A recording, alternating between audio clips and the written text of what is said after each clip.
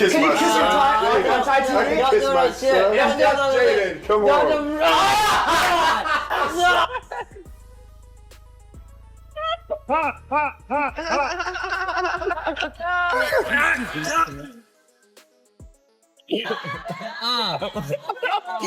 Thank you. Surrounded by a whole lot of strength. He's surrounded by a whole lot of love, and all he has to do is add discipline. Who is best to give you advice? And it's Will Smith, and I'm getting so much good advice. Yaz's mom brought Yaz to Charlie, and Charlie came and got me and was like, "What you want to do?" I started writing for Yaz, like that's why it makes me mad to see what's going on with him right now. Like I can't believe what I'm watching.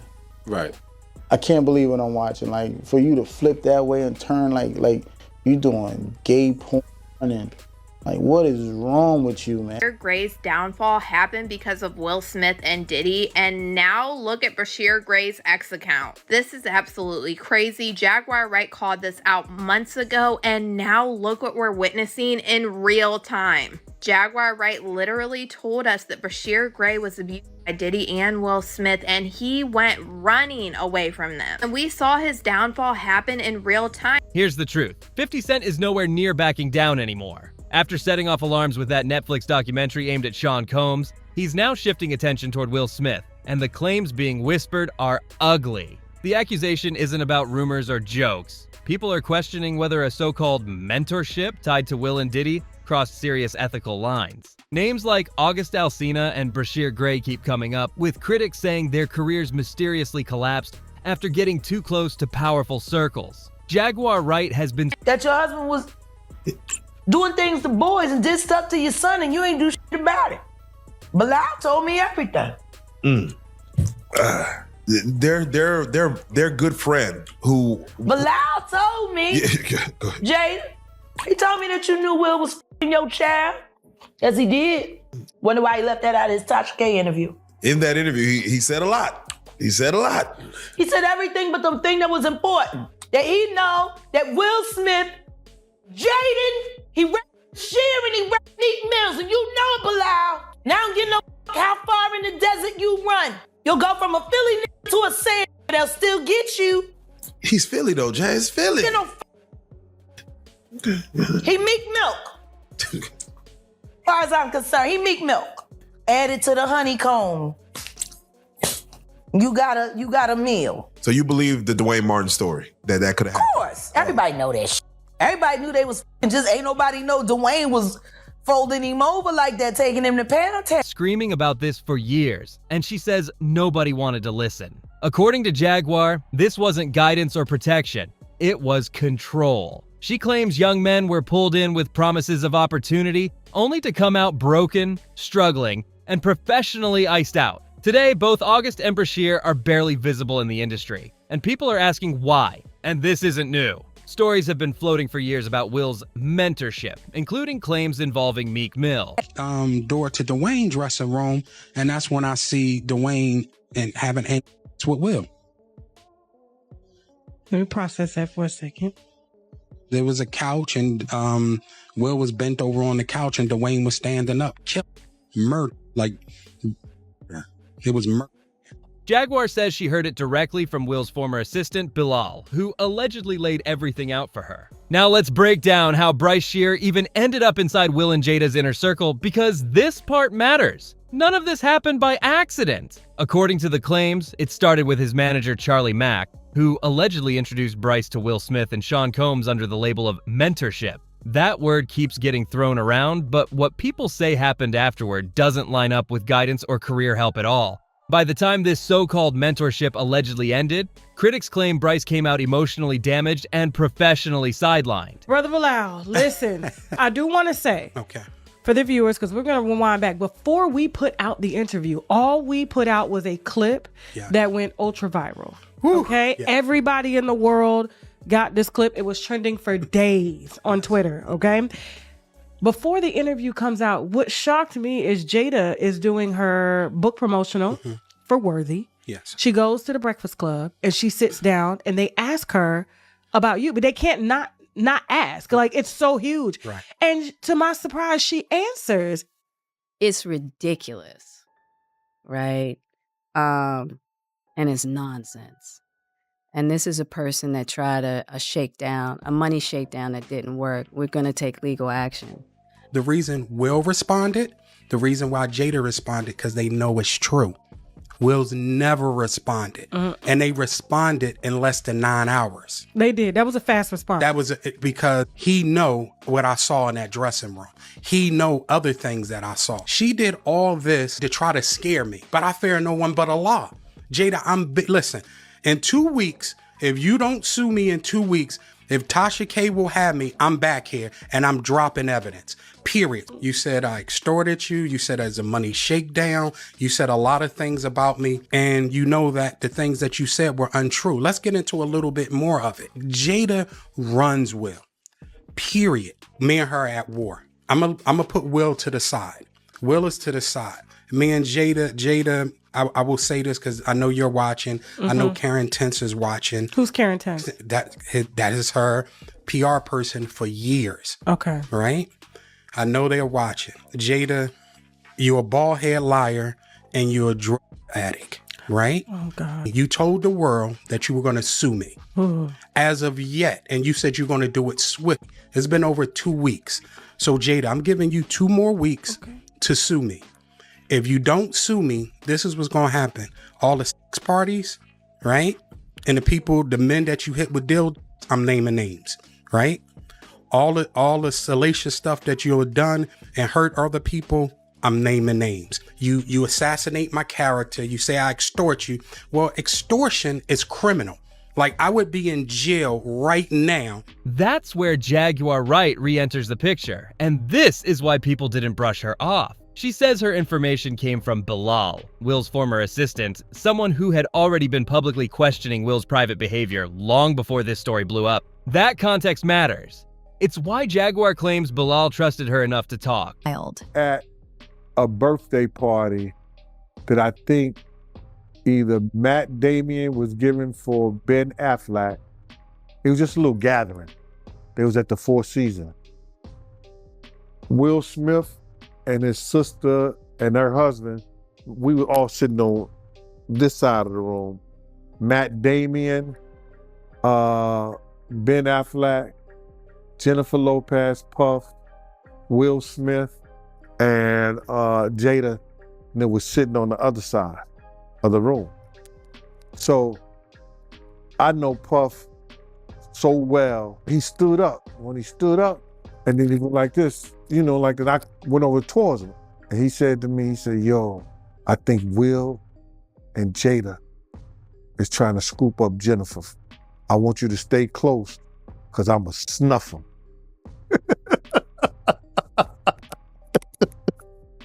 I said to myself, Will Smith gonna beat shit out you. I don't think he could.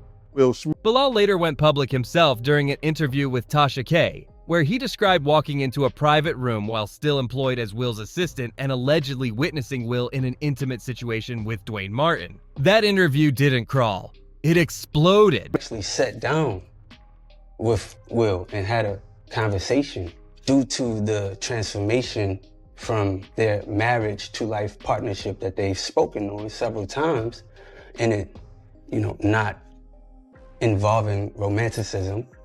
He gave me his blessing. And I totally gave myself to that relationship for years of my life. I devoted myself to it. I gave my full self to it. So much so to the point that I can die right now. In less than 9 hours after it dropped, Jada Pinkett Smith reportedly threatened legal action against Bilal, demanding he retract his statements immediately. That kind of reaction doesn't come from nowhere, and people notice fast. But here's where it gets wild. Bilal didn't fold. Not even close. He went right back on Tasha K's show and doubled down, straight up calling Jada a lying bald liar on record. He warned that if no lawsuit was filed within 2 weeks, he'd return for a third interview.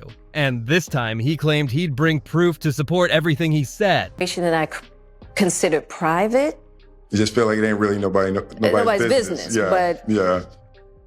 But now Black Twitter has claimed it as their business. You and I were going through a very difficult time. Yeah. And we decided... I was done with you. Yeah, you kicked me to the curb. I was done with you. Yeah.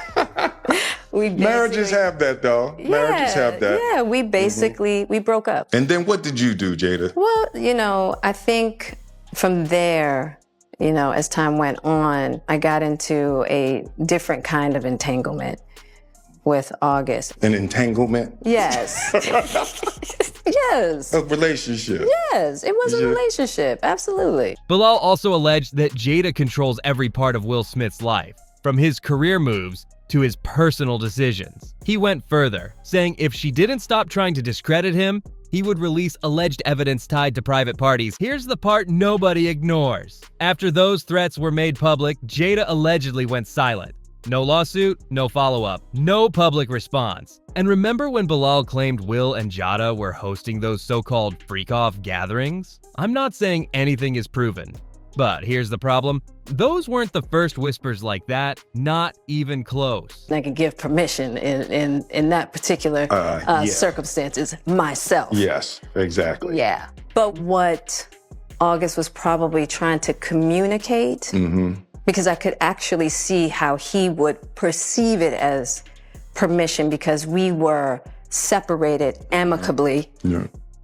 And I think he also wanted to make it clear that he's not a homo. Days before Cassie filed her case against Sean Combs, stories resurfaced about tension between Diddy and Will Smith over an alleged situation involving Jennifer Lopez, back when she and Diddy were still together. That claim came from Diddy's former bodyguard, Gene Deal, and people said the details sounded way too specific to ignore. The chatter suggested Will pushed a boundary that crossed into personal territory, and that's where things allegedly blew up. To feel good. It had been so long since I felt good. And it was really a joy to just help heal somebody. What made the story stick wasn't just shock, it was context. Some people believe Will and Jada Pinkett Smith felt bold enough to even float that idea because, according to rumors, this wasn't their first time moving like that around Diddy. The difference? Allegedly, those situations involved paid companions, not someone Diddy was actually dating, and definitely not a global star like J-Lo. And while we're talking about alleged behavior inside their house, we can't ignore the situation with August Alsina. That entanglement wasn't the headline. It was the warning sign. Looking back now, that moment didn't come out of nowhere.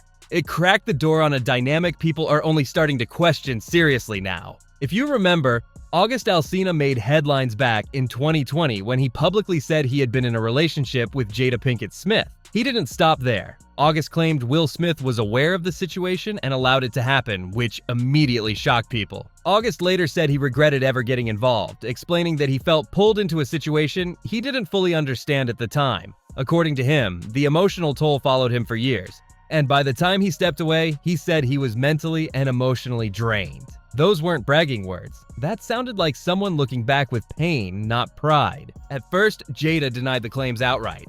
But later, during a public conversation, she admitted that she and August had crossed a line while she and Will were dealing with serious problems in their marriage. She framed it as a personal choice made during a rough period, saying the relationship was private and consensual. That explanation didn't calm anything down, especially after August previously said Will had given approval, while Jada later insisted she didn't need permission from anyone to make her own decisions. That contradiction left people stuck between two bad options. Either the marriage boundaries were misleading from the start, or someone was rewriting the story after the fact. Either way, the truth looked messy, and the damage was already done. And here's where everything starts to snap into place, because once August spoke out, the public narrative around Will Smith and Jada Pinkett Smith never fully recovered. What was once brushed off as private business suddenly looked like a repeated pattern that people could no longer ignore. After August's confession, fans went back and rewatched old interviews, read table talks, and public appearances, and things that once felt awkward now felt calculated. The power imbalance became the real issue. August wasn't some random stranger. He was younger, vulnerable, and emotionally dependent during that period, and people questioned whether he was ever in a position to truly protect himself. That's why voices like Jaguar Wright gained traction again. She's been saying for years that certain Hollywood open secrets were being protected by fame and silence. And now, with 50 Cent openly poking at powerful names, the silence is cracking. But somehow it managed to get even uglier. When Will Smith confronted Jada Pinkett Smith about why she got involved with August Alsina, her response shocked people. She openly admitted she was unhappy and felt neglected, saying it had been a long time since she felt emotionally fulfilled. That answer alone sent the internet into a frenzy. Instead of owning the damage, Jada framed it as a personal need, basically saying she did what she wanted because she felt justified at the time. No apology, no accountability, just explanation. And that made things worse, not better. Then 50 Cent jumped in and did what he does best, stir the pot. He slid into Will's direct messages under the guise of checking in. But let's be real, that was pure trolling. 50 later posted screenshots of the exchange, turning a private moment into public embarrassment. In the messages, Will tried to play it cool, saying they were separated and each did their own thing. But 50 wasn't buying it. The subtext was loud. Will looked humiliated, Jada looked reckless, and August looked caught in the crossfire of someone else's marriage drama. The messiest part? 50 didn't leak those messages by accident. Posting them wasn't concern, it was exposure. And this is where the situation fully spiraled, because once Will Smith confronted Jada Pinkett Smith about her involvement with August Alsina, the explanation only poured gasoline on the fire. Jada openly admitted she felt unhappy and emotionally neglected, saying it had been a long time since she felt fulfilled. That single admission flipped public sympathy upside down overnight. Instead of taking responsibility for the fallout, Jada framed everything as a personal choice she felt entitled to make at the time. No clear remorse, no accountability, just justification. And for a lot of people watching, that response landed cold and self-serving. Then came the outside pressure. 50 Cent jumped straight into the chaos, sliding into Will's messages, pretending to check on him. But nobody bought that act for a second. 50 later shared screenshots of the exchange, turning a private conversation into a public spectacle. Will tried to downplay it, saying they were separated and both moved freely. But 50 wasn't letting that narrative slide. After all of that went public, the energy completely shifted around Will Smith and Jada Pinkett Smith. The jokes stopped being funny and people started asking uncomfortable questions. Interviews slowed down, explanations got vague, and suddenly the same couple that used to overshare went quiet when it actually mattered. What stood out most was who stayed silent. Not just Will and Jada, but the industry too. No strong denials, no legal pushback, no clear timelines offered. When that happens, the public fills in the blanks, and the story starts writing itself. Meanwhile, August Alsina faded even further from the spotlight, with fans noticing his career never rebounded after being tied to that situation.